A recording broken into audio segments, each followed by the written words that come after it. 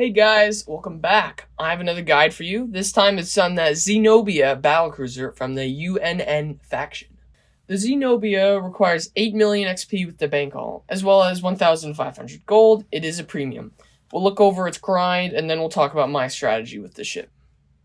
The grind is like the condensings one. Low tier ships have smaller XP requirements. So, for that reason, I'm going to skip over the Phantom and the Monroe. Not because I used free XP on them and never played them, but because you can complete both of them in a matter of a few rounds. It's just about finding a match where you're not getting spawn camped and then using your missiles and railguns to deal as much damage as possible. So you'll need 22,000 XP with the Phantom, and then you'll need another 150,000 with the Monroe, which will unlock the Leonidas. The Leonidas uses a very similar gameplay style as the Truman, which consists of firing missiles and railguns outside of the enemy's range. I mean, you deal a lot of damage just with your missiles at 60-kilometer ranges, which is already far for most mid-tier ships. Just make sure you set your PDCs to point defense, and you're good. You need 1.6 million for the Bankal, and then another 1.4 for the Truman. If you can't decide on which is better for you, I would just get both. 3 million isn't too bad. Now, the Bankal is a very different ship compared to the rest of the UNN. It's a heavy destroyer and relies on its fast-firing railguns and heavy missiles. It also comes equipped with an anti-stealth armament, but we'll discuss that more in detail with the Zenobia. It's very quick and small and allows the ship to dodge most incoming fire. Its biggest weakness would be against fighters, but all expanse ships follow that pattern. 8 million is a higher amount of XP, but the Bankal is blessed with a high DPS, so it's not as hard as it looks. I mainly focused on spamming my railguns at 50-kilometer range, then firing my missiles all at once, maximizing damage but also ensuring more hits on the target. Your missiles have 70-kilometer range, so if the enemy is overwhelming you, then you can always resort to hiding behind cover and launching your missiles safely. The added benefit of anti-stealth torpedoes gives the Bankal an extra line of defense against prowlers, which improves your survivability on the battlefield.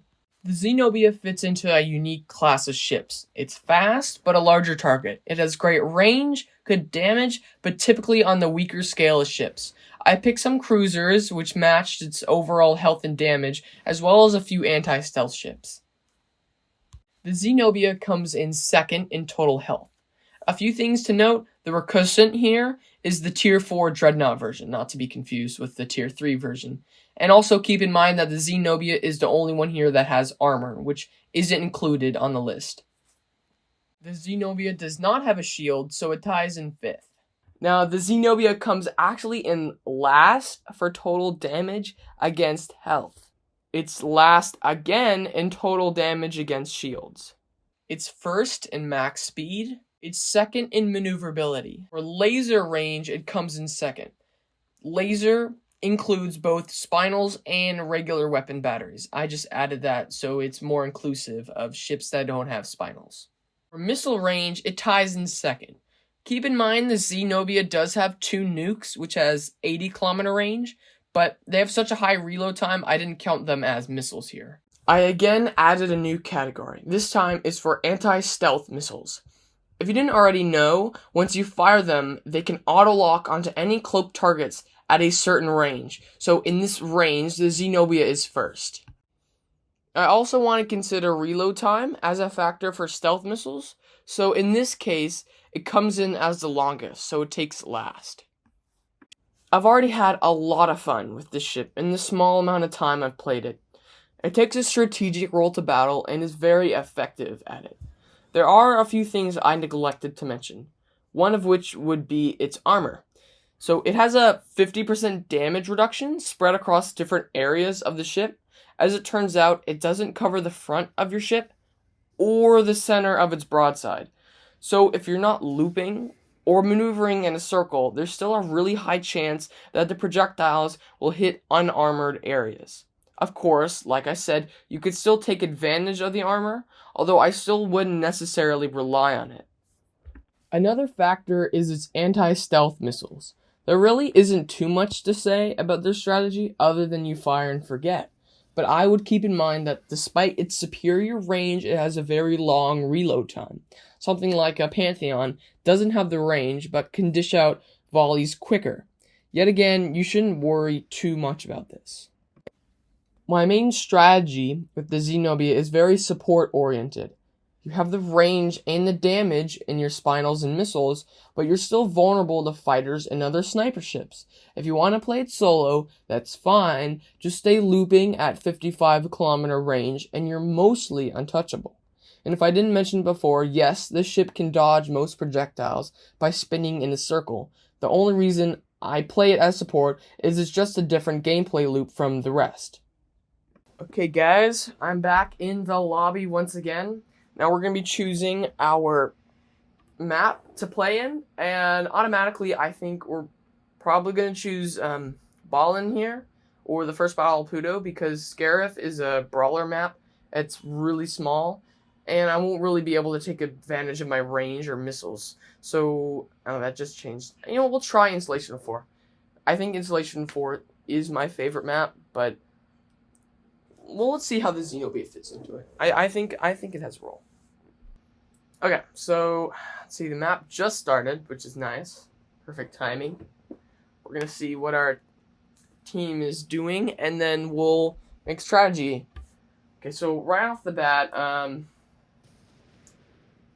enemy team doesn't really have that much range. So if I just turn around here, and I could probably last the entire match if I don't get threatened by something like a Tripoli or a Doniger. So I should be fine if I just make sure not to go in beneath 40 kilometers. So another thing I didn't really mention is these two railguns have a really nice firing arc, even though it looks like they shouldn't be able to fire through the engine. It actually can be fired backwards, which is really nice. So you can shoot this as you're running away. And the railguns are really nice too because they have a really quick reload time and they do good damage. So you can rely on them as main weapons. Then always make sure to set your Redfield ballistics PDC to point defense because you don't have any other missile point defense otherwise. So this map is really popular, at least when I was grinding stealth ships. I always played on Installation 04. And the reason for that is if you have something like a Zenobia here and it fires an anti-stealth missile, you can always hide behind the ring for cover, and the missiles are never going to hit you. So you're basically invincible as long as you play the cover here. And besides, you're pretty far out of range anyway, so even the Zenobia's missiles probably won't be able to track you because you're so far out anyway. But as you can see here, the Zenobia does do a ton of damage with its Tempest heavy torpedoes and LiDAR torpedoes and 2 nuclear warheads as well. They're really nice. Let's see how much score we can get just in this round. Like, no one's even shooting at me yet. The only really ship that could shoot me would be this refit or I think that's a Raptor. I'm a bit closer than I'd like, but if they start shooting at me, I can always run away. I have really good speed with this ship. I'm not even at full throttle, and I'm already going pretty fast.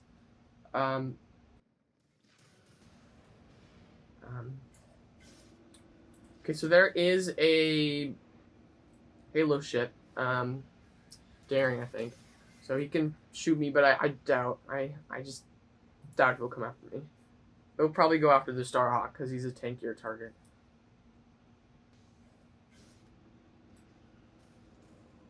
Yeah, like see what this guy's doing. He's gonna hide behind the ring, and hold on, I'm getting shot. Yeah, no, he's gonna hide behind the ring with point blank, and that's a great strategy for grinding the point blank because it can do a lot of damage, but it is very weak. So.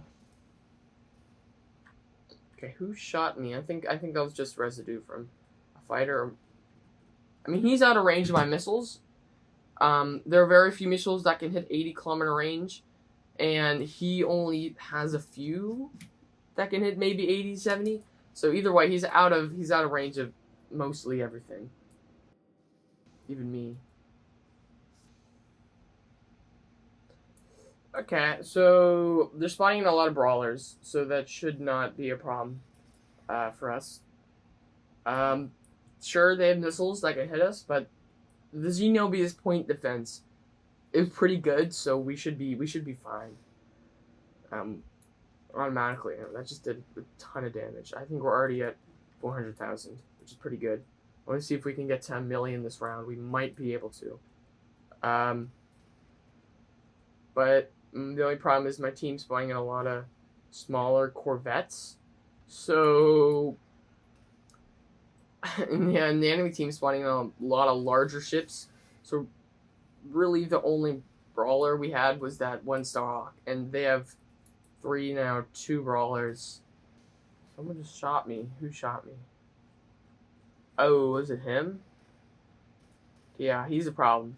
So the Doniger, I would say, would be really one of the only ships right now in the Expanse tech tree that might be better than the Zenobia, just because it has that superior range and missile capacity.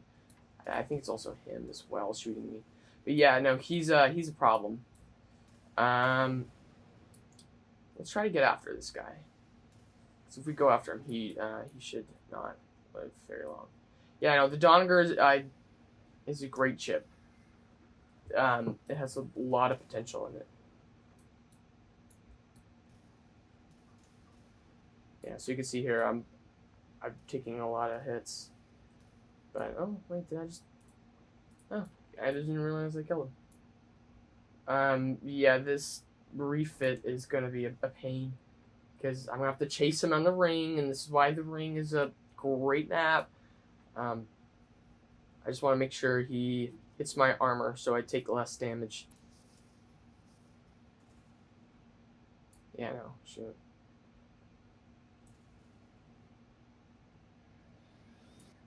I got him. There we go.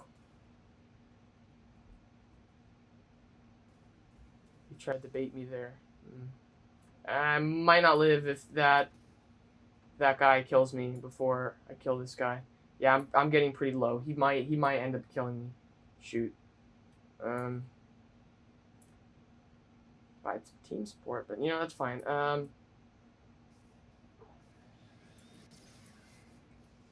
Yeah, I'm really low. Shoot, I'm super low. This is not how I wanted this to go. This is just the pros of being a.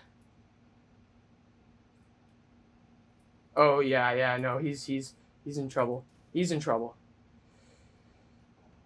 I might not last that. Shoot. Am I gonna die? Oh my god, I killed him on 3,000 health. Damn. That was a good fight. That's what makes the game worth it. Okay, yeah, these guys are pretty far out anyway. Yeah. Good run. Let's see how much I got. Hey, almost 1 million. That's pretty good. The ship racks up a considerable amount of score. Plus, it's a premium. I'm already at 200,000 XP. I used all my free XP on the Zenobia. I've already made 200,000 just in making this video, and I haven't been playing it that long.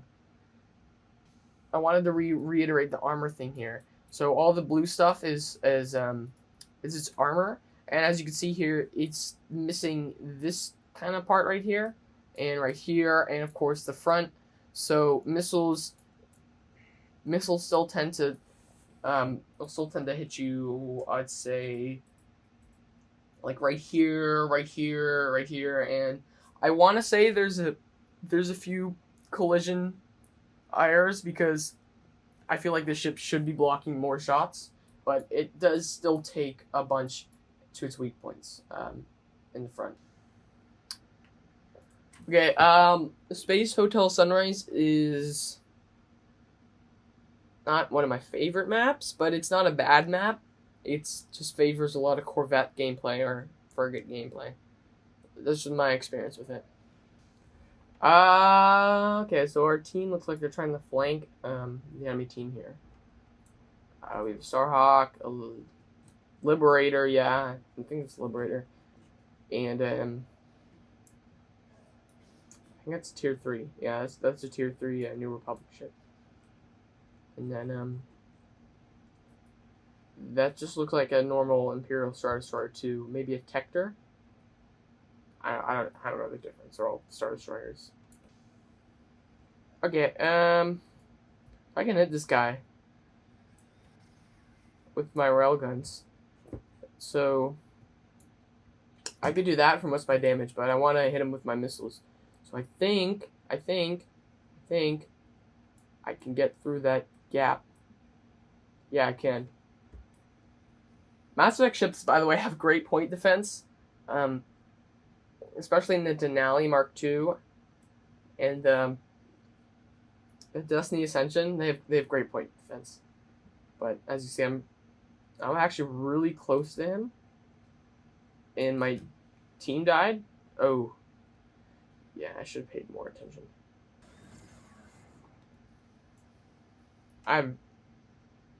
Yeah, that ship is way too big, but it's kind of funny. Okay, we have a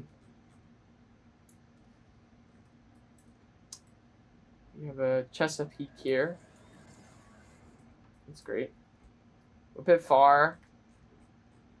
You know, I can try killing him, but he has good point defense. But let's see if I can get in range of his railguns. So, or my railguns. He has almost 50-kilometer range. 47.5 to be exact.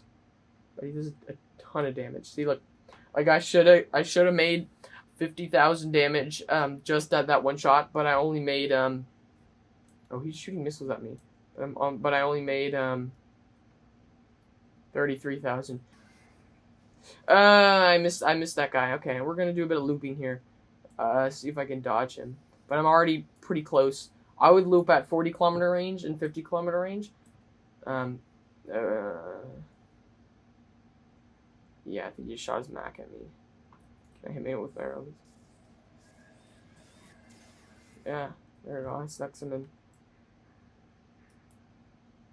Yeah, like automatically, he would have killed me if I didn't do anything. Then we have another Pantheon over here. Pantheon's a pretty popular ship. I mean, I don't... Maybe I should try it. Okay, so they capped the point. And my team is not really rushing the point at all. They are definitely embedded in the point. So, if I got any closer, I'm probably going to die. Let's see if I can kill this Pantheon. He's pretty weak. He's, like, considerably weak. So we should be able to... Yeah, we should be able to... Who's shooting? Okay, I have fighters on me. Yeah, this is the biggest problem with these types of ships. They have minimal defense against fighters.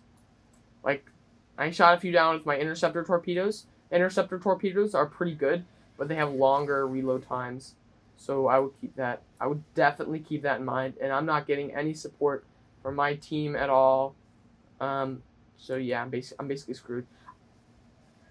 From this, what is that? Secretary. Yeah, he's gonna kill me. This guy's fighters helped me because Vindication has a few fighters, but they are good, good fighters. I think we might win because looks like we beat the enemy team at capping the point. So I don't know how I survived that Secutor. I think he really helped me. Thank you. But yeah, I don't know really how I survived that. You can use the trick of arrow keys just like you could do with the Garamang Fronte and the Condensang, but I don't really find it as necessary because I kind of feel like you're more than often you're gonna be wanting to use your railguns and use your range. That's some crispy damage. Yeah, that's some very crispy damage right there. I don't think I'm gonna make it to 1 million, but I got close. I got pretty close. Yeah, so that's the Zenobia. I gotta say, the Zenobia was one of my favorites. One of my favorite ships. Even compared to Sovereign. Sovereign was like, it's awesome. The Zenobia has a very interesting gameplay style. It's very good at what it does.